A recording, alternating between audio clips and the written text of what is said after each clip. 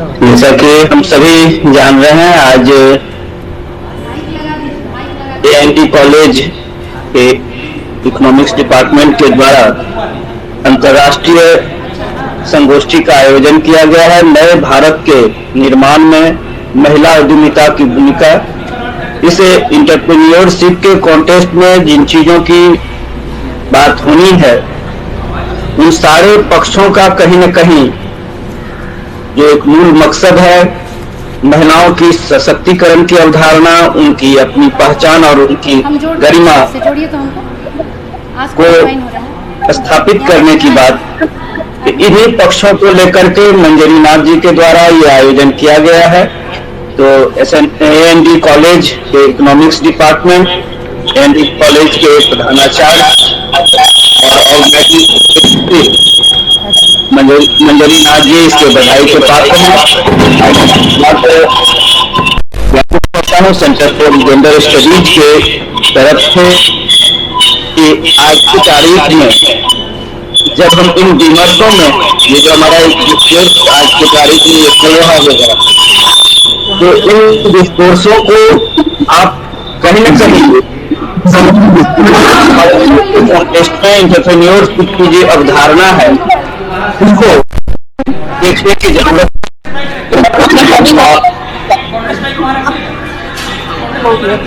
Hello, आवाज जा रही है ना?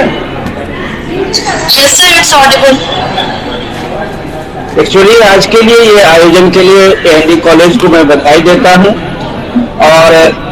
खास करके मंजरी जी को कि जिसने इस आयोजन में सेंटर फॉर जेंडर स्टडीज को कोलैबोरेशन में रखा। श्रीलंका से जुड़े हुए हमारे पार्टिसिपेंट हैं, उनको खास करके उनकी सफलता इस संदर्भ में विशेष तौर पर रही है, और सभी विद्वज्जनों का कि आप सबों ने इस विषय की प्रासंगिकता को, इसके इम्पोर्टेंस को समझा और अपना बहुमूल्य समय निकाला। सेंटर फॉर जेंडर स्टडीज की तरफ से आयोजन के लिए आयोजक समूह को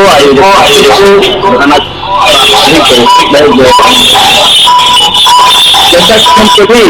जानते हैं कि वैश्विक परिप्रेक्ष्य में आज जो ग्लोबलाइजेशन की हम बात कर रहे होते हैं, और उसके कॉन्टेक्स्ट में जब हम मिसयूजिंग की बात करें, राष्ट्रीय एक्चुअली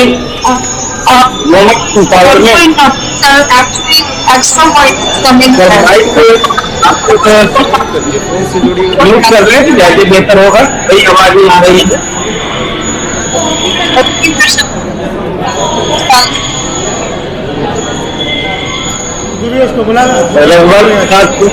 कई लोगों का आ रही है, सारे लोग उससे भी नहीं काम मैं हो चुका है, और इस विषय को लेकर के हमने बहुत सारे विद्वानों को सुनना है, और इस में नहीं करना, तीनों में नहीं करना। उस सारी अवधारणाओं को स्पष्ट होते हुए जो आबादी की मान्यता में, उस आधी आबादी की सत्ता को और राष्ट्र के विकास में उनके दायित्वों और उनकी भूमिकाओं के परिप्रेक्ष्य में जो विभिन्न सारे म्यूट कर रहे हैं सभी लोग। रघुवर प्रसाद सिंह जी, आपकी आवाज बहुत ज्यादा उधर से ही आ रही है।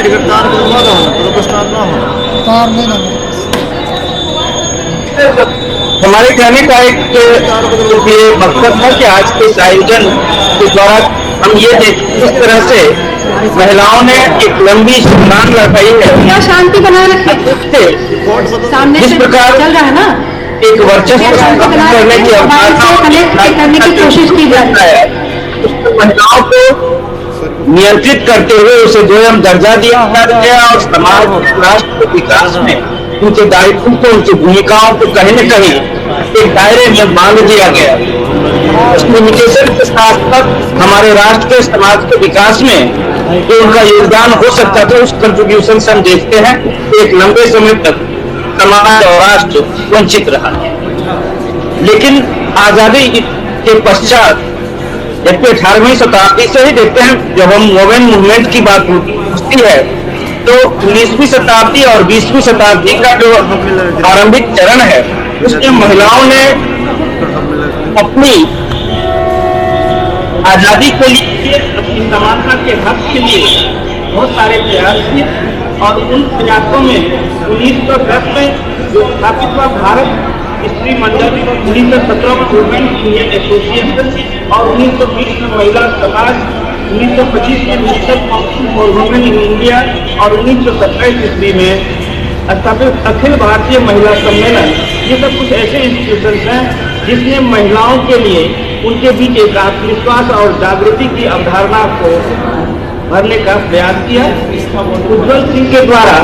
उपनिवेशवाद और राष्ट्रवाद के परिप्रेक्ष्य में ये चीजें स्पष्ट की गई थी कि इस दौर में महिलाओं के योग्यता को, उसमें राष्ट्रवाद की बात होते हुए भी पौरुष के साथ जोड़ा गया था। महिलाओं के हक के, महिलाओं के आत्मनिर्भरता को कहीं न कहीं उसकी उपेक्षा की गई थी। स्वतंत्रता के पश्चात भारत सरकार ने सदैव इन चीजों की चर्चा की कि सर्वोदय और अंत्योदय की अवधारणा सरकार की एक नीति रहेगी, लेकिन हम देखते हैं कि उसके पश्चात भी 5 पंचवर्षीय योजनाओं जो हैं उनमें 70-71 तक का जो काल है उसमें महिलाओं के लिए विशेष प्रयास नहीं है। सिर्फ और सिर्फ आप उनके एजुकेशन की बात देखते हैं। 6ठे और 7वें पंचवर्षीय योजना के पश्चात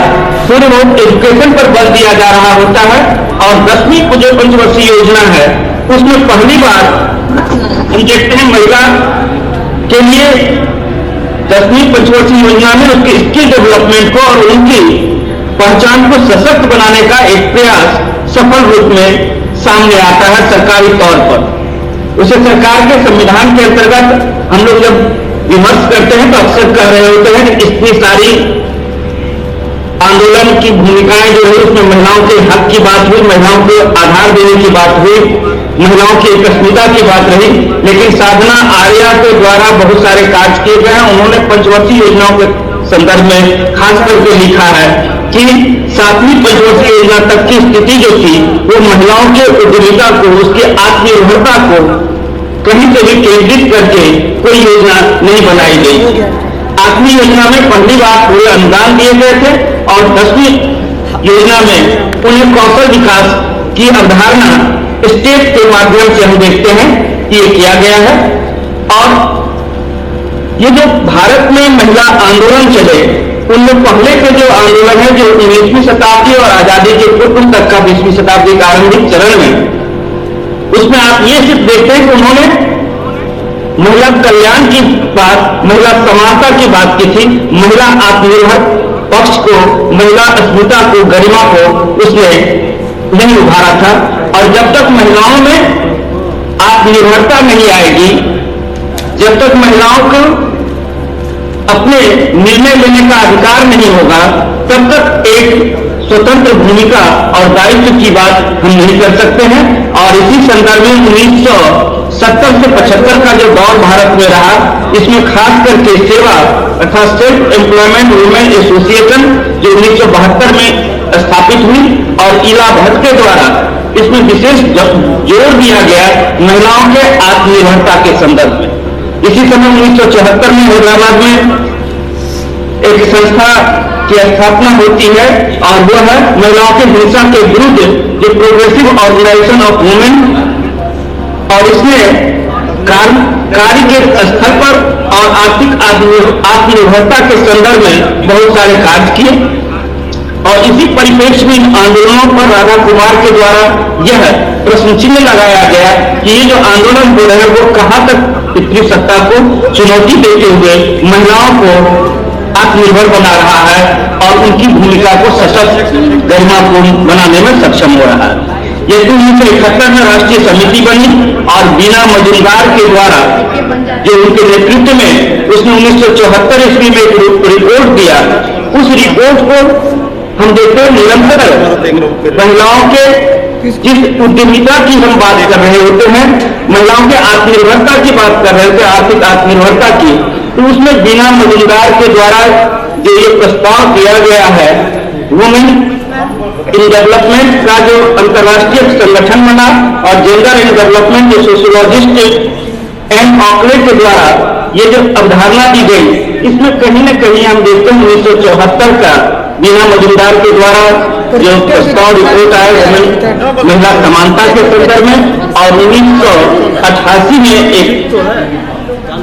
प्रस्ताव आता है, वो है श्रम शक्ति के संदर्भ में, श्रम के क्षेत्र में महिलाओं की समानता का। और 21वीं शताब्दी में खास करके हम जिन पक्षों को देखते हैं महिलाओं के आत्मनिर्भरता के संदर्भ में, जब तक वो आत्मनिर्भर नहीं होंगी वो कोई निर्णय नहीं ले सकती हैं। तो 21वीं शताब्दी के पश्चात सरकार की कई योजनाएं और नीतियां आई हैं, जिनमें बजट जो है जेंडर आधारित बजट की बात और उनके विकास के लिए कई सारे पक्षों को उसमें शामिल किया गया है।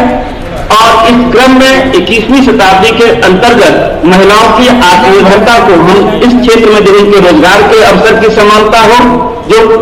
आजादी के साथ ही संविधान के अंतर्गत इसकी चर्चा थी, लेकिन 21वीं शताब्दी में हम देखते हैं सशक्त रूप में महिलाओं का कार्य क्षेत्र पर उनके अधिकार की बात हो। उनमें जो यौन शोषण की बात है 2005 में आप देखते हैं उसके संदर्भ में एक्ट बने हैं, 2013 में जो अधिनियम आया है, और इसके अतिरिक्त क्लास किलिंग की जो अवधारणा थी, जिसमें कहा गया किस तरह से महिलाओं को उद्यमिता के बावजूद, उद्यम के क्षेत्र में आने के बावजूद, कार्य में समानता के अवसर मिलने के बाद, विभिन्न क्षेत्रों में रोजगार प्राप्त करने के बावजूद भी उनके साथ दोयम दर्जा अपनाया जाता है। तो उस दोयम दर्जे के संदर्भ में जो बहुत सारी समितियां आई, उन समितियों को यह दर्शाते हुए महिलाओं ने 21वीं शताब्दी में यह साबित किया है कि किस प्रकार वह अपने कार्यों से समाज को सर्वश्रेष्ठ दे सकती हैं, और वो एक अच्छे प्रशासक, एक अच्छे शिक्षक, एक अच्छे उद्यमी के रूप में अपनी भूमिकाओं को पुरुषों के समान निभा सकती हैं। तो इस चीज को निरंतर उद्यमिता के क्षेत्र, एंटरप्रेन्योरशिप की यदि हम बात करें तो उस क्षेत्र में महिलाओं ने अपनी क्षमता को 21वीं शताब्दी में दर्शाया है। और खास करके हमारे बीच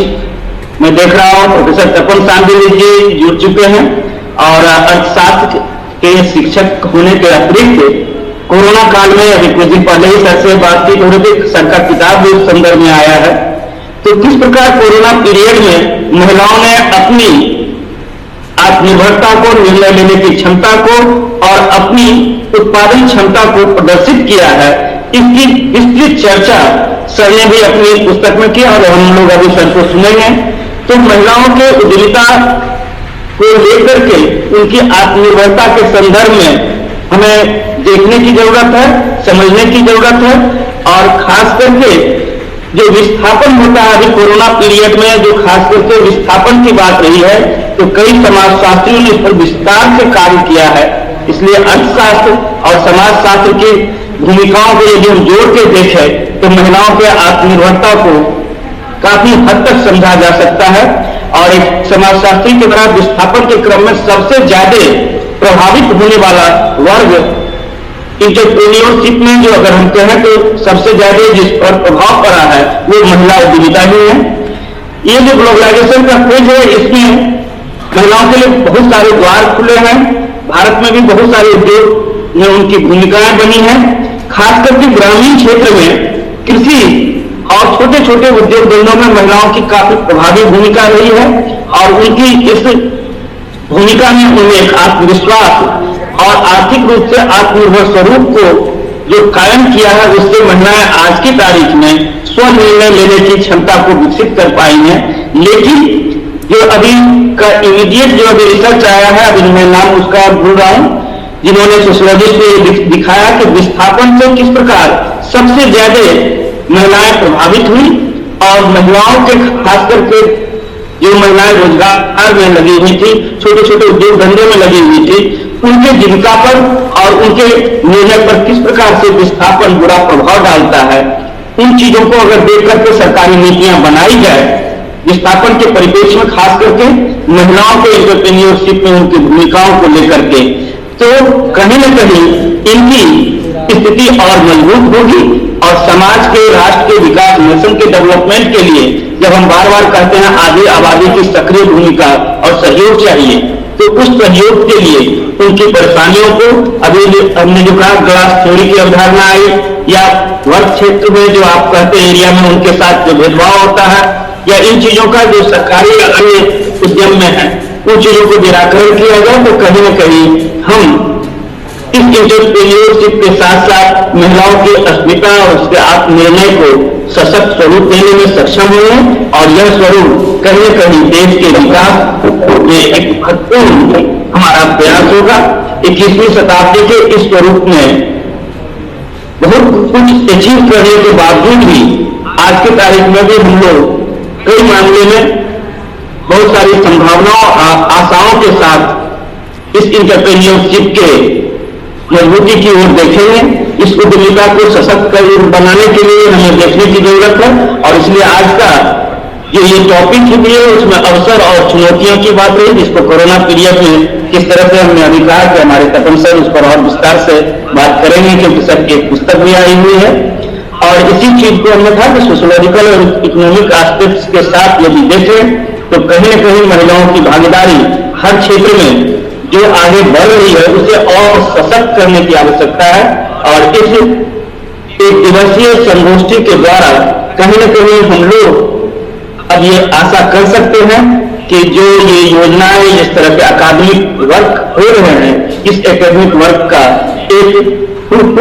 कंक्लूजन आएगा, और वह आने वाले समय में जो थोड़ी बहुत समस्याएं हैं उन्हें निराकरण कर महिलाओं की अस्मिता को, महिलाओं के आत्मनिर्भरता को और सशक्त बनाएगा, जो हमारे राष्ट्र के विकास में उनके निर्णय क्षमता के विकास से और ज्यादा प्रभावी रूप में हम लोगों को लाभान्वित करेगा। तो इन्हीं चीजों के साथ आयोजक मंडल को और सभी सुधीजनों को मैं अपना आभार